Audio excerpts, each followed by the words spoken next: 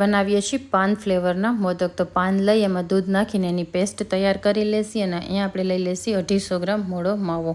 માવાને થોડોક એક ગરમ થાય એટલે આપણે એમાં એડ કરી દઈશી 100 ગ્રામ એક ખાંડ. તો આવી ગઈ છે આપણી ખાંડ નાખી અને એને એકદમ સરસ મિક્સ કરી લેવાનું છે. પછી એમાં એડ કરવાની છે પાનની પેસ્ટ. આવી ગઈ છે પાનની પેસ્ટ. ઉપરથી એડ કરશે આપણે નારિયેળનું સૂકું ખમણ એડ કરી અને એકદમ સરસ મિક્સ કરી લેશી. પછી આપણે એમાં એડ કરશે કાજુ અને કિસમિસ, ગુલાબની સૂકી પાંદડી, ફરી એને કરી લેશી મિક્સ. ઉપરથી આપણે એડ કરશી એલચી પાવડર અને પછી આપણે એને થોડુંક ઠંડુ થવા દેશી. ઠંડુ થાય એટલે આવી રીતે આપણે એને મોદકનો શેપ આપી દેશી અને એમાં એડ કરશી સૂકી ગુલાબની પાંખડી.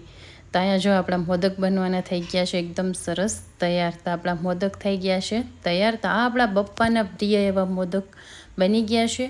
તો કોને કોને મોદક પસંદ છે મને કમેન્ટમાં કહેજો. અને ગાર્નિશ કરશી આપણી દાડમથી.